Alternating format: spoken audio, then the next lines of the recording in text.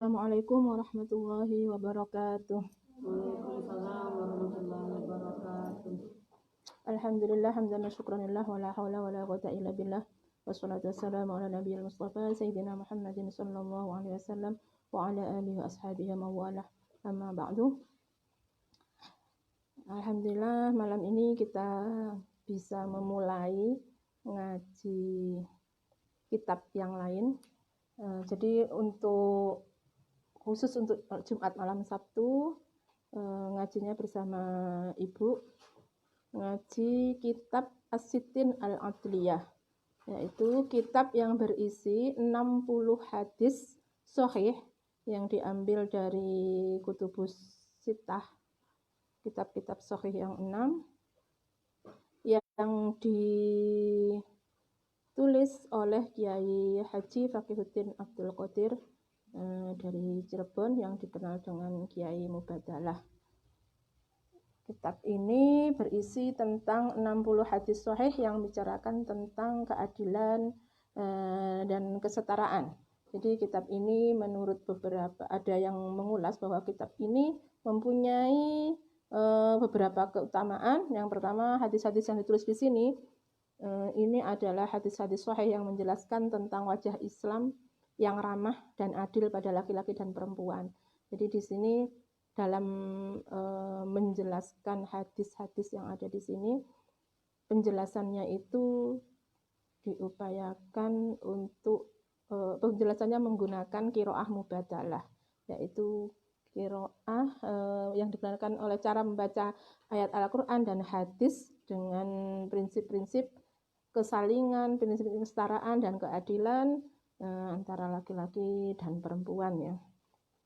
Dan kitab-kitabnya semua adalah kitab-kitab sahih yang diambil dari Kutubus Sittah. Ya, kitab ini dikarang oleh tadi sudah disebutkan. Kita awali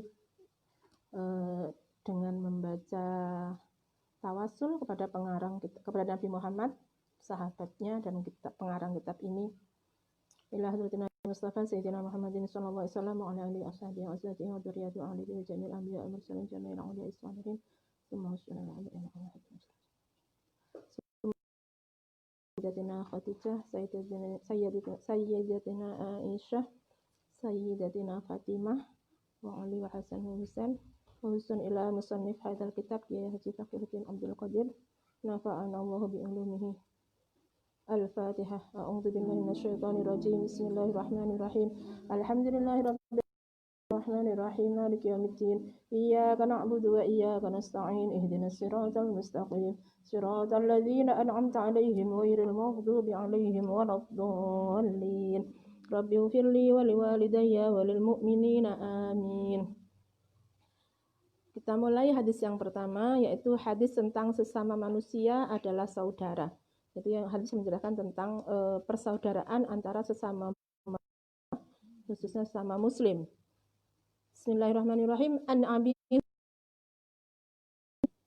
dari sahabat Abu Hurairah radhiyallahu an, qala, berkata siapa Abu Hurairah, qala Rasulullah sallallahu alaihi wasallam, Nabi Muhammad Rasulullah sallallahu alaihi wasallam bersabda, al-muslimu akhul muslimi. Al-muslimu, adapun orang muslim itu, akhul muslimi ialah saudara dari orang muslim yang lain. Jadi sesama muslim itu bersaudara. Jadi orang muslim itu adalah bersaudara dengan muslim yang lain. La yadlimuhu, tidak mendolimi siapa al-muslim hu kepada al-muslim saudaranya itu. Jadi tidak boleh mendolimi satu sama yang lain. Jadi sesama muslim itu tidak boleh berbuat zalim kepada yang lain. Wala yahdhuluhu, dan tidak boleh saling mencibir. Yahdhulu, jadi tidak boleh saling mencibir atau saling mengejek ya. Tidak boleh saling mencibir, saling mengejek. Wala yahkiruhu, dan tidak boleh merendahkan. Tidak boleh wala yahkiru, dan tidak merendahkan sapa muslim hu kepada akhul muslim, kepada saudaranya yang muslim. At-taqwa hahuna, takwa itu ada di sini. Nabi bersabda, wa yushiru ila sadrihi, dan Nabi ketika ngendikan at-taqwa hahuna, takwa itu ada di sini, beliau menunjuk ke dadanya. Berarti takwa itu ada di dalam hati, ada di dalam kolbu kita. Jadi makanya kita tuh kalau ketakwaan sudah masuk dalam hati kita, insya Allah kita sebagai muslim tidak akan pernah mendolimi muslim yang lain, mencibir muslim yang lain, atau merendahkan muslim yang salah sama rotin. Nabi bersabda bahwa at-taqwa hahuna, takwa itu di dalam dada, dalam kolbu kita, itu 3 kali, tidak hanya 1 kali, tapi 3 kali, untuk meyakinkan bahwa ketakwaan itu harus merasuk dalam hati kita, dalam dada kita, dan juga harus diimplementasikan dalam sikap kita, yaitu dengan tidak mendolimi, tidak mencibir, atau tidak merendahkan kepada sesama yang lain. Bihasbi mri'im minasyarri, bihasbi cukup bagi seseorang, bihasbi mri'im cukup bagi seseorang, minasyarri dianggap telah melakukan kejahatan atau kejelekan, ayah kira ahahu, yento seseorang itu mencibir atau merendahkan, ayah merendahkan ahahu, saudaranya al-muslimah, yang saudaranya muslim, saudaranya yang muslim. Jadi sudah dianggap berbuat kejahatan atau kejelekan apabila kita merendahkan sesama muslim. Jadi kejahatan di sini tidak hanya menyakiti secara fisik, tidak hanya memukul, tidak hanya membunuh atau mencuri. Mungkin dianggap kejahatan ketika mencuri, melakukan pencurian, melakukan pembunuhan. Tidak. Jadi perbuatan kita dengan merendahkan orang lain itu juga sudah merupakan suatu kejahatan. Karena secara psikis ya, walaupun tidak menyakiti secara fisik, tetapi itu menyakiti secara psikis, secara kejauhan. Jadi orang yang direndahkan, orang yang dicibir pasti akan merasa sakit hati. Dan maka dari itulah kalau kita merendahkan saudara kita, itu kita juga dianggap sudah melakukan kejahatan. Kullul muslimi, setiap muslimi terhadap orang Islam yang lain, setiap muslim terhadap muslim yang lain, haramun, iku haram. Apanya yang haram? Damuhu, darahnya, wa maluhu, dan hartanya, wa irduhu, dan kehormatannya. Irduhu, kehormatannya. Di mana kan kehormatan di sini? Nah, di sini ditekankan lagi oleh Nabi bahwa setiap muslim itu terhadap muslim yang lain itu haram. Artinya kita tidak boleh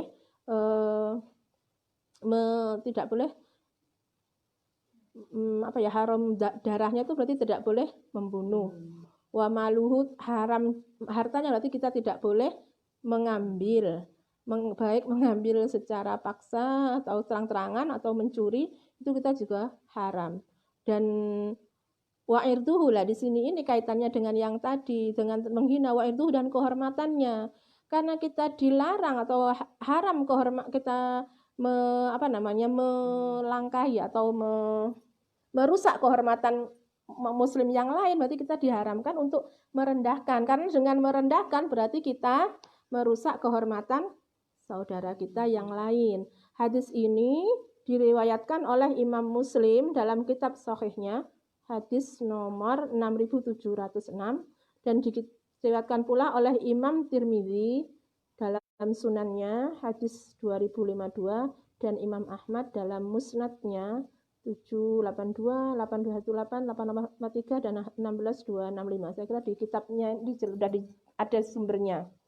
Jadi jelas ya, hadis ini menerangkan bahwa sesama muslim itu bersaudara, tidak boleh, yang pertama tidak boleh mendoliminya, yang kedua tidak boleh mencibir atau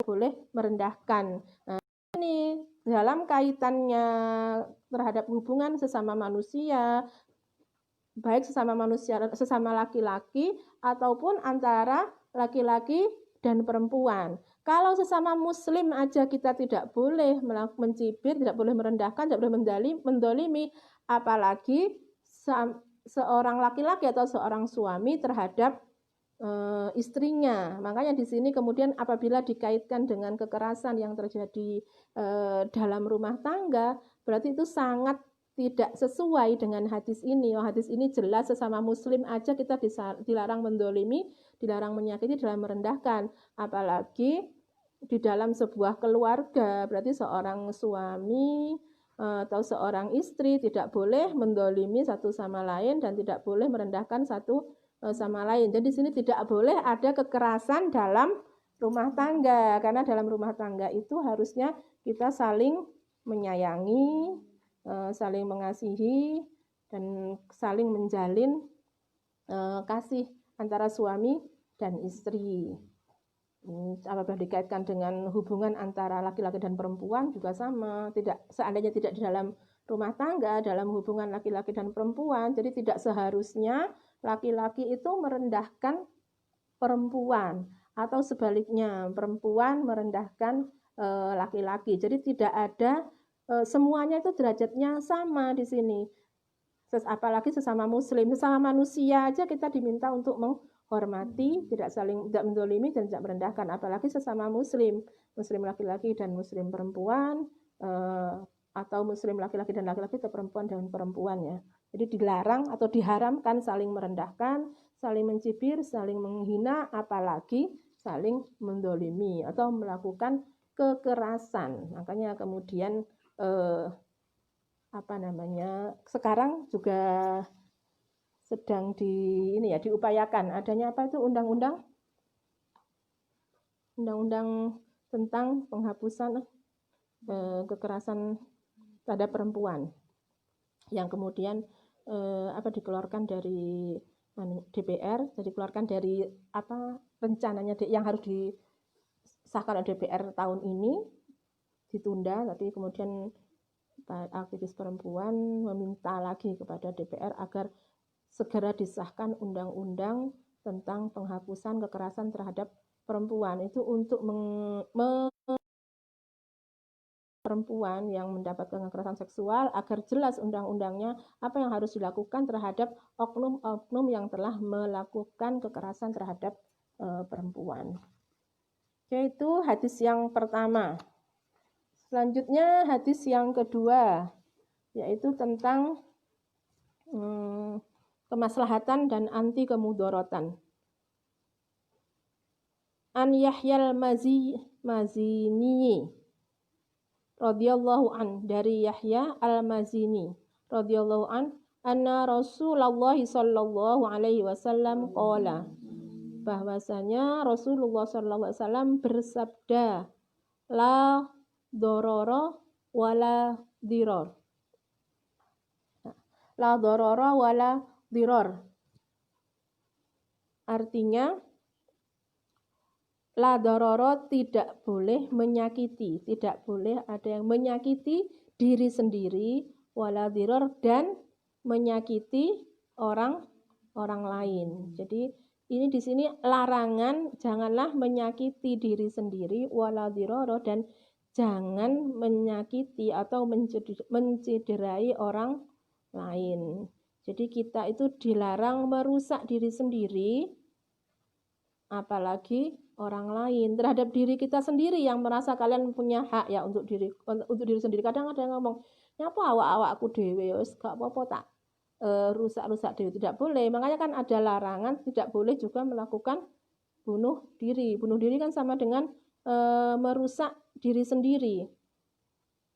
Jadi kita tidak hanya dilarang menyakiti orang lain, tapi kita juga dilarang menyakiti atau mencederai diri sendiri. Rawahu Malik. Hadis ini diriwayatkan oleh Imam Malik dalam kitab Muwatta, dan juga Ibnu Majah dalam Sunan Ibnu Majah, dan Imam Ahmad dalam kitab Musnad Imam Ahmad. Jadi jelaslah di sini bahwa Nabi melarang tidak menyukai atau melarang orang-orang yang membuat kerusakan, baik itu kerusakan terhadap dirinya sendiri maupun terhadap orang lain. Hadis ini singkat ya, jadi mudah dihafal. Jadi sebenarnya kebanyakan hadis-hadis di sini adalah singkat, kalau memungkinkan juga dihafal. Kayak ini kan sering dikutip ini gitu. Kulul muslimi yang alal muslimi haramun damuhu wa mahluhu wa irduhu. Paling kadang dikutip cuma sepenggalan. Muslimi di sini kan sering dikutip. Jadi kita hadis-hadis yang pendek itu bisa bisa dihafalkan, sambil dihafalkan juga. Jadi prinsipnya di sini adalah kenapa Nabi melarang untuk melakukan kerusakan atau menyakiti diri sendiri atau orang lain, karena memang dalam Islam prinsip yang ditonjolkan itu adalah kemaslahatan dan anti kemudorotan. Kalau dalam usul fiqh itu jalbul masolih wa darul mafasid. Jadi apa-apa yang diupayakan dalam Islam itu adalah untuk menarik atau untuk melakukan kemaslahatan dan untuk menolak segala hal yang membuat mudorot, membuat kerusakan. Jadi apapun yang kita lakukan seharusnya berprinsip pada itu. Jadi apa-apa yang kita lakukan harus kita pertimbangkan. Apakah yang kita lakukan itu membawa kemaslahatan? Tidak. Jadi kita harus selalu mempertimbangkan apa yang kita lakukan, agar apa yang kita lakukan itu ada manfaatnya. Kalau tidak membawa kemaslahatan, ya paling tidak menolak atau mencegah terjadinya kerusakan atau kemudorotan. Jadi itu bisa menjadikan bahan pertimbangan dalam melakukan segala sesuatu.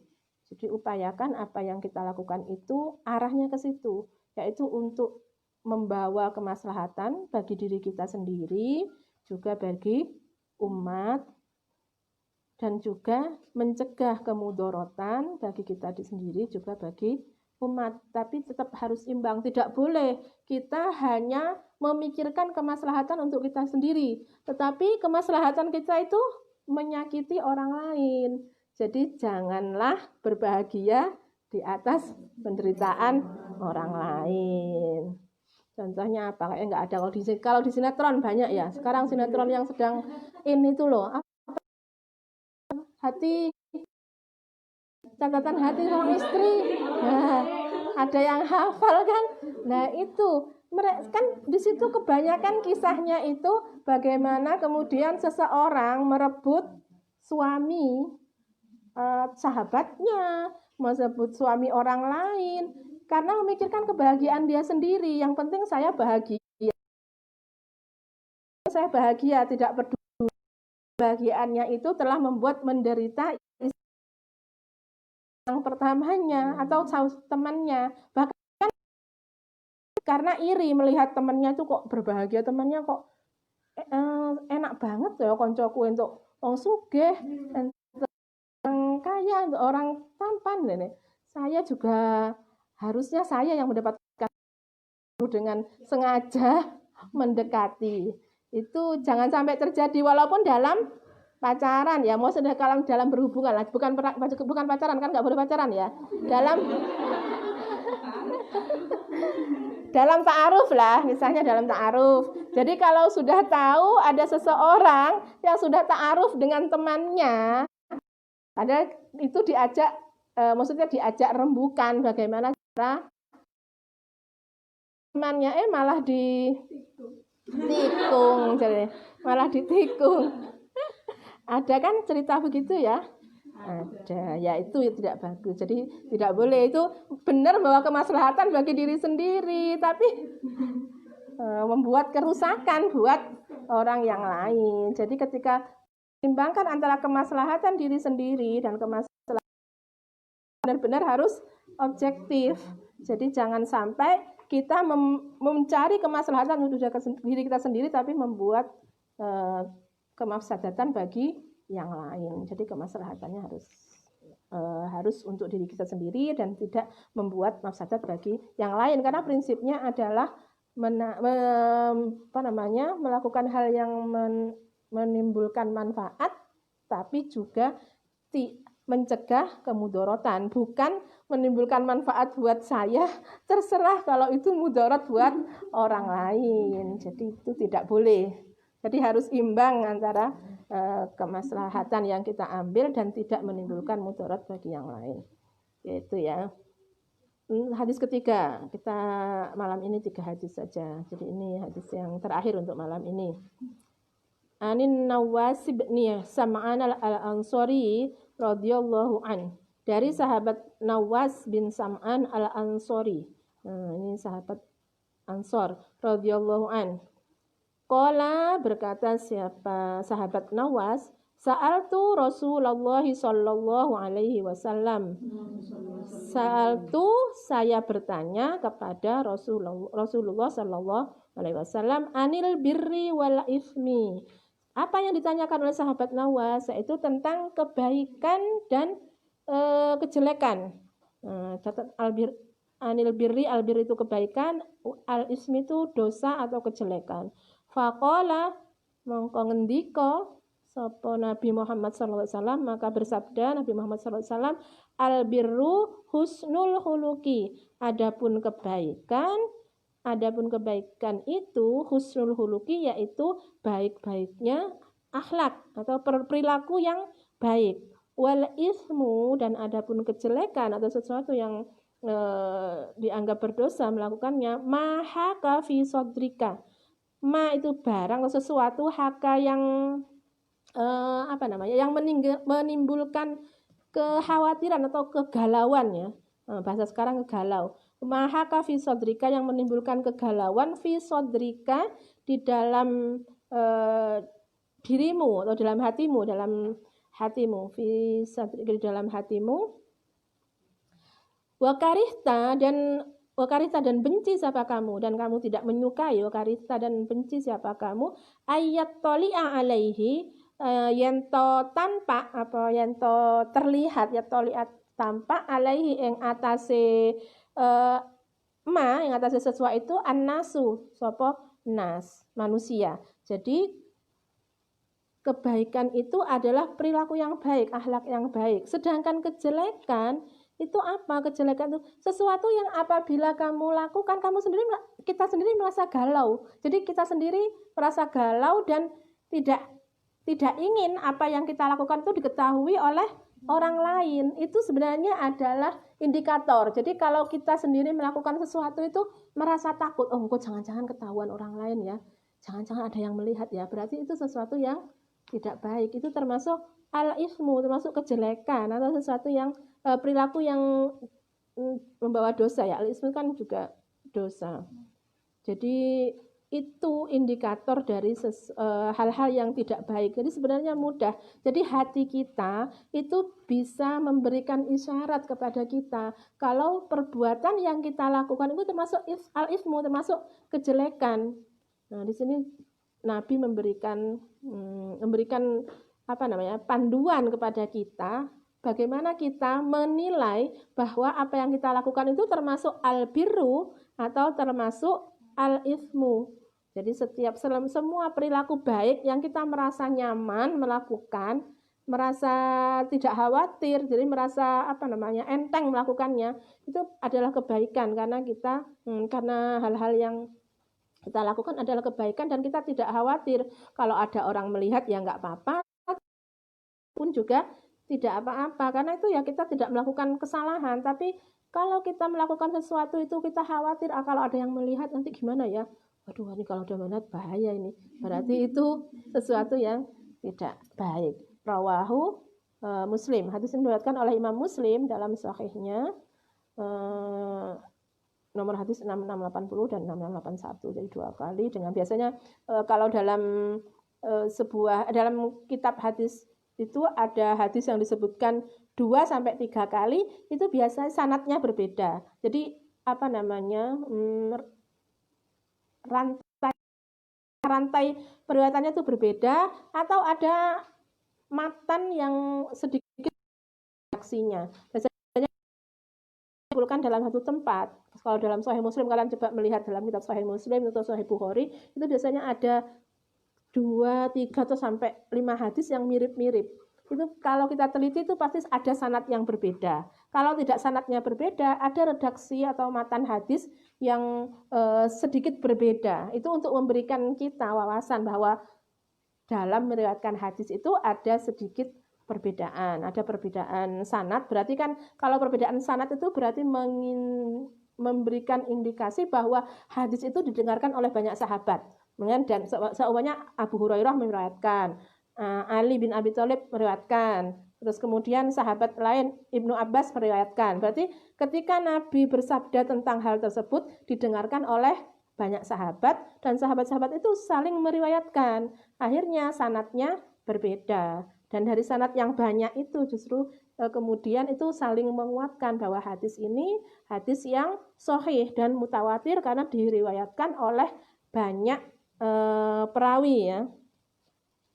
Jadi di sini jelas bahwa hadis ini tentang kebaikan dan kejelekan ya, bahwa sesuatu perilaku baik itu harus kita bahwa kebaikan itu adalah perilaku yang baik, dan perilaku yang baik itu harus kita lakukan terhadap semua makhluk, baik itu sesama manusia, apalagi sesama manusia, sesama muslim. Jadi tidak hanya sesama muslim, tetapi sesama manusia yang berbeda agama pun kita harus mempunyai perilaku yang baik. Karena Nabi juga mencontohkan kita harus menghormati dan harus menghargai umat yang beragama lain.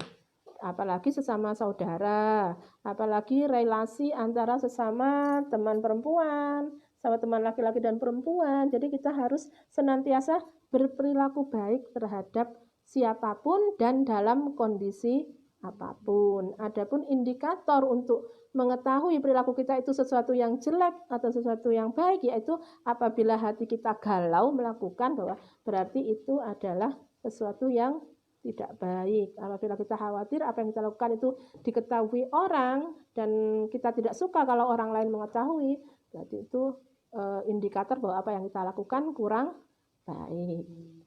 Saya kira untuk malam ini cukup sekian. Terima kasih. Mudah-mudahan 3 hadis tadi bisa menambah wawasan kita, dan kalau memungkinkan bisa kita hafalkan matannya lah, dan tidak buat pegangan.